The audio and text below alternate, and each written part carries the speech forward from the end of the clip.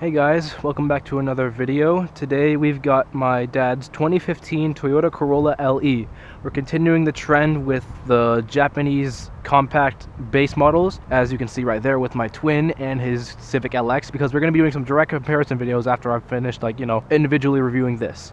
So yeah, as you can see, it's not in the most pristine form, neither is his, but that's what happens when you drive a car every day. But yeah, I guess we'll just hop in and I'll start walking you through what this car is like for me, what this has been for my entire family, and just overall how it's been like for me over the past 8 years. Alright, so hopping in the 2015 Corolla, you have some base Corolla-esque materials. You have this colored stuff here, which I guess breaks it up a bit, with this blue accent that goes along the entire dash. You have this here, which feels a bit better. Then you have some cloth to rest your hand on, or some harder plastic up here. You have a steering wheel that doesn't really feel the best. It's not leather wrapped like the newer ones, but it still feels alright to grip, especially with these little perforations and indentations here. You can see on the clock we have roughly 208,000 miles, so for 8 years this thing has put a lot of miles on, which I can probably explain. It started in 2015 when my dad was working in Detroit, and because he was kind of on a budget, he just bought this $3,000 Jeep Liberty from Craigslist. Unsurprisingly, when we came over for like vacation, I think next year, he was still working there. We were driving off an off-ramp when suddenly the transmission just decided it just didn't want to work anymore. It didn't want to go to gear. Jesus Christ. Jesus fucking Christ! So that thing was fucking totaled. No surprise, it's a $3,000 Jeep. And then my dad needed a new car because he still needed to like commute to work and stuff like that. So I suggested, why does he get like a Corolla S? Because that was like brand new and like pretty cheap for a new car. And he ended up getting that, but like a Corolla LE. So this car is actually a Michigan car, which it's fine. Like I've been under it before. There's no rust. And considering this was a roughly $18,500 back in 2015, that's not bad. The fact of the matter is, now driving back here, which is another 3,000 miles on the clock, he said that this thing has paid for itself 3 times over. So that's enough to show how economic this thing can be. So after he moved back here in roughly, I think 2017, 2018, he's just started driving from here in OC to LA or San Diego pretty much every day for work, which is to and from, that's about 100 miles a day. And that explains why this thing almost has 210,000 miles now, which it's like pretty much double what of that Civic over there, which is surprising. But the fact that the matter is that this thing has had no problems. We've only took it in for maintenance and stuff like, you know, cleaning up the headlights, which you might have seen when I was walking around, and so on and so forth. So starting up the 2015 Corolla, you're introduced to a pretty basic analog gauge cluster with your tach, your speedo, and your fuel. You don't really have a coolant temperature gauge or anything. You just have your small little readout there, which you can shuffle through using this display button. And you have all these steering wheel controls, which do more on the higher up models that have a bit better screen, and they have a different gauge cluster. Basically, this is like the second lowest model besides the L, and then there's the S, and then in 2017 or 18, when they added the facelift to this 11th generation, they had a completely new gauge cluster, like it was 2 pods and then a digital display in the middle, as well as an updated infotainment. But yeah, speaking of the infotainment, it's quite literally smaller than my iPhone 11, so that shows you just how old this infotainment is, and not to mention it's not that responsive. Sometimes if there's buttons on the bottom here, you can't really touch them like that. Like you can see I'm pressing it, it's not really registering. And the sound system, which you've got like these small speakers up here and pretty much no speakers on the back, you really can't expect much from this. Speaking of the back, hopping into it, also you'll have to excuse the kind of mess. My dad quite literally got back from commuting to work today. You see that we have a decent amount of space. I'm 5'11", and right behind my driver's seat I have a decent amount of room. It's probably not as much room as the Civic, considering that's a bit longer, but it's still a usable space and you'll be comfy for a decent amount of miles. Speaking of which, you might have noticed something's up with this driver's seat. It's because it's not the original driver's seat. This passenger seat is more similar to the design you have in the driver's seat, but what my dad did was essentially remove the bolstering from the sides here and basically transferred it to here so that his back wasn't like feeling as strained, because he's a bit old, he's got a bad back. But yeah, what the downside to that is, if you're cornering somewhat hard, you'll just be thrown around the seat back and forth. Although your passenger seat will just be completely fine because it's still got somewhat decent bolstering. That aside, you will notice that all these seats are cloth. You get leather seats in stuff like the S or the SE or XSE or whatever, stuff like that. And now we can pop the hood and show you what kind of engine this thing's got, which, spoiler alert, it's not all that good. Here we have Toyota's 1.8 liter inline 4, nicknamed the 2ZR FE. It makes around 138 horsepower and 128 pound-feet of torque, which, yes, that's less than the K20 in that, but it still gets around the same economy. It gets roughly 31 city, 40 highway, but me, my dad, and pretty much everyone who's driven this car has gotten more than 40 highway because it's a Corolla. You can expect it to be efficient. That aside, it also has VVTi, Toyota's variable valve timing, and however, the main problem I have with this powertrain is that this is Toyota's direct shift CVT, which has 7 different shift ratios or points or whatever you want to call it. It's a good transmission if you want to get like the best economy, but there's also a 6-speed manual that was offered with the LE and the S and pretty much almost every other trim level of this Corolla because they all use the same 2ZR, and I've heard that thing is also good in its own respect. It's not going to be like the same engagement as like a Porsche or something like that, but it was still a good transmission to have. Sadly, in the 12th gen, the E210 Corolla that you might know from stuff like the GR Corolla, the manual in the base models of those wasn't as good, or at least in the models that had manuals, which was like the Corolla S and stuff like that. Anyways, that aside, let's get on the road and I can make direct comparisons with that Civic right there. Oh yeah, and something I forgot to mention in the last video when I was talking about fuel economy and stuff like that is both this and my twins Civic use 87, or like, you know, basic fuel. However, the 1.5 turbo Civic uses 91. So yeah, just thought I would say that. Right, out on the road with the 2015 Corolla. The driving position, at least in my opinion, feels a bit more low slung when it comes to like just your field of vision and how much you can see. Speaking of which, visibility is obviously pretty good. There's not a lot of blind spots except for maybe this front pillar, which could be a bit thinner, but overall it's still okay. And rear windshield visibility is still pretty good, although you don't have a rear windshield wiper on stuff like this sedan. But they did make a Corolla IM of this generation, which was essentially the same car but a hatchback, before they made the actual Corolla hatchback for the E210, and that does come with a rear windshield wiper if I remember correctly. Anyways, driving this thing, it feels pretty good. There is a decent amount of power. It's not as like get up and go as the Civic with its CVT calibration. Like Toyota's is definitely a little more lazy, but that also might come with age because this thing is not only 2 years older than the Civic, but it also has double the miles, which sounds crazy for me to say out loud. And if we go into S here, it's just like the the Civic. It'll pick up the revs, and well, this one isn't like going as aggressively, but you have slower acceleration. Like it's a Corolla, you're not going to be winning any drag races. And if we're being brutally honest, it's not that I hate this car, it's just it's so clapped out for something of this year, which isn't nobody's fault. It's just like it's been used a lot, and because it's a Corolla, it's gonna outlive you and me. But it feels just a little rough around the edges is all I'm saying. When it comes to driving dynamics of the Corolla, I know I can't really show that right now, but the steering does feel a bit lighter than that of the Civic, but that's probably just because of the calibration. And acceleration, especially up hills, is, I'm gonna be completely honest, atrocious. You're barely accelerating, let alone holding speed. It honestly sometimes feels like if the hill is steep enough, you will start to lose speed. I don't know if that's because this thing just doesn't have enough torque, or because the CVT just won't grab the right RPM, despite revving out to 65-ish. And it has done that before, like if I just mash the gas on the highway, it does, like, you know, it gets up to speed okay, but you're not obviously gonna like, you're not gonna like overtake someone as easily as you would in something with, let's say, either an automatic transmission or something with a bit more torque.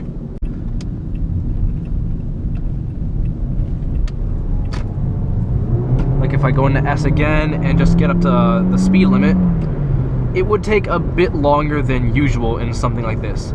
But I guess the upside of that is you get much better like fuel economy than all the competition.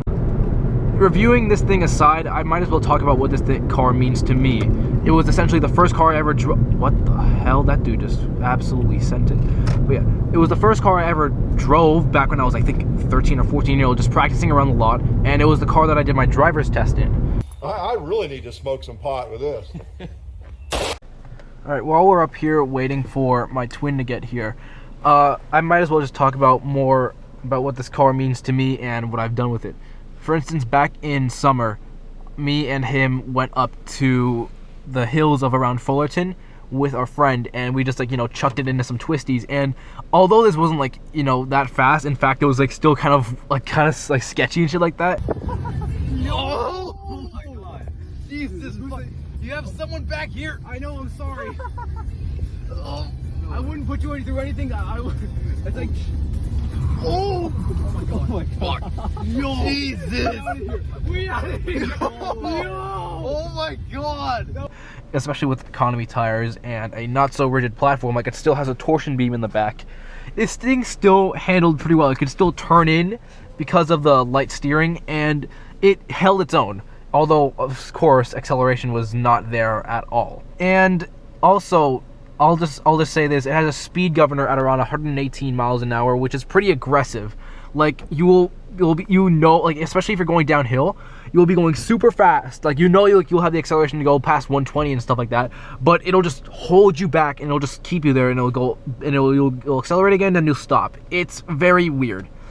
And looking at the gauge cluster right now, it does remind me of my friend's 2009 Subaru Impreza, which I wouldn't be surprised because Toyota and Subaru, even back then before the BRZ86, were sharing parts here and there. Like looking at this compared to the Impreza, it feels somewhat similar, although obviously pretty new with all this switchgear and shit like that, but it doesn't feel like completely alien. Also, because it's a Corolla, some other features I might as well gloss over in the interior is single zone climate, although I'm pretty sure higher trims get dual zone. And all your buttons are obviously, they're physical buttons, because at this time Toyota wasn't experimenting with stuff like that. And to be honest, they still aren't experimenting with stuff like digital controls, as everything is still mostly physical in their cars. You have these, which I think if you have Bluetooth or something connected, you can skip tracks, you can obviously raise and lower the volume. And you also have mode, which essentially just shows different like sources of these, like, you know, from AM to FM to, yes, this is the thing, it has a CD player, and my dad actually has a lot of CDs from stuff like the 80s, the 70s, that he actually does play here, including a lot of Pink Floyd. Bluetooth audio, you can either do AUX right here, or you can just do it wirelessly. Ignoring all my dad's stuff here, you have a 2-tier center console, which has various trinkets and such, and you don't have any rear vents because it is it's a compact car. However, you do have these, I wouldn't suggest using them, but you have these plastic cup holders. I don't know if the GoPro is picking that up, but actually let me do that. There, you have these plastic cup holders that don't really hold a lot of much. Oh, speak of the devil, my twin's here. And there's a bunch of more stuff down there, and I might as well pop the trunk too to show what kind of space you have in the back. You have a pretty good amount of space, and you can lower the seats using these pins right here, and they fold down 60/40 as most sedans do. And lastly, you have your fuel filler door, which takes, it'll probably say 87. I'd say like 10 minutes. He just got here, so he was just wondering how long I was here. And also you can notice that this thing has a lot more like dust and stuff like that accumulated on the engine cover. Yeah, he's been more places all over the country. Yeah, exactly. I was talking about that. You could see he got the lights redone, so it looked a bit brighter. And compared to the K20 and this is an actual, like, you know, hard engine cover. Well, this is just a plastic one that comes off and you can see the valve covers and shit like that. Shine bright like a diamond. Shine bright like a diamond. Oh yeah, on the PCH you can see that they have these Christmas decorations going up, despite it being like the middle of November.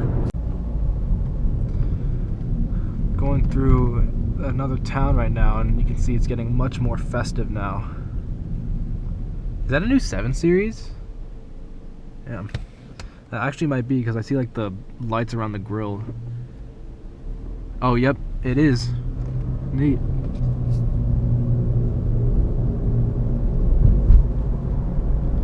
I know this video is all over the place, so like you're gonna be some sections where I'm yapping a lot and then some sections where it's just chill driving like this, but Hey, I guess I'll get you more used to this the more videos I make. Hopefully you guys find it somewhat interesting to hear what driving this thing and a clapped out Civic and 2 other cars that I'll show you guys will be like. Also, yeah, another thing I want to mention, I don't know if it's that my dad needs to change the brake fluid in this thing, but the brakes feel kind of squishy. Like there's not much happening until you're about halfway through the travel of this thing. But I don't know, maybe it's just for this car.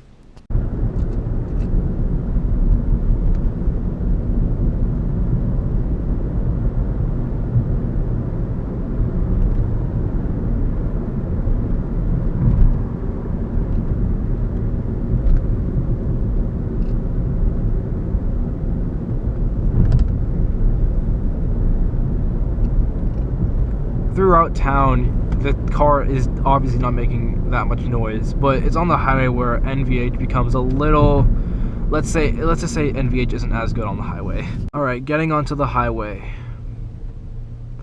I guess this is a good opportunity to show you the acceleration of this thing. On full throttle, it hasn't pulled me back in my seat a single bit because it doesn't have any amount of torque at all. It's just revving as we get our way up to the merge onto the highway. This person is going like 20 under. It just doesn't have the torque to like put you back in your seat, and surprisingly the Civic does, and the other 2 cars that I normally drive do too.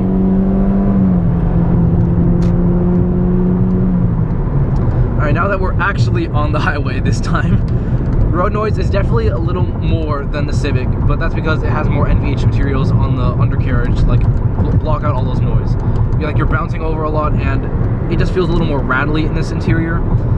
I feel like this was the end of the era where Toyota was like, you know, like making just cheap economy cars that they can make a lot of money off of, before they started putting a lot of money into like their research and development and making a car that is not only cheap, but just also doesn't feel like an absolute misery to be in. Because I'll be honest, especially when I was starting to drive, this thing felt kind of like, it felt very miserable to drive. Like I'm not even like, even as far as Corollas go, it just did not feel that great. But now I guess you can see just how packed the 5 northbound can get.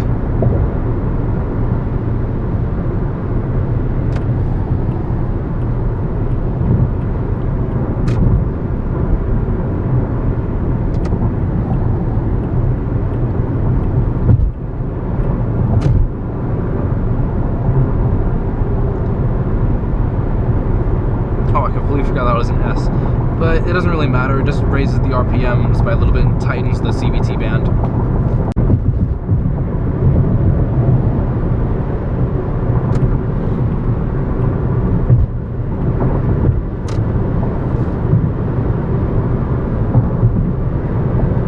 I hope this GoPro can pick up, like, you know, the dark, like it's like the light outside all the darkness in this cabin.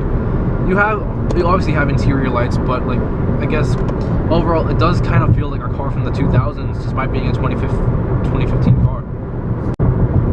So, wrapping up my thoughts on my dad's 2015 Toyota Corolla LE. This thing is a tried and true Corolla. Like, you can talk to anyone and ask them what first car should I get. Even car enthusiasts will say Toyota Corolla or maybe a Miata. These things, they're reliable, they get great gas mileage, and they won't break on you. The thing is, for this one, having, if I can look right now, 208,000 miles, it is definitely a bit more clapped out than your average Corolla. But I know this thing will last forever, and I'm glad that my dad's kept it around while he's been searching the market for a new car that isn't marked up to absolute hellfire. So yeah, thank you guys for watching, and I hope to see you guys in the next video where it actually might be something different. Who knows? See you guys.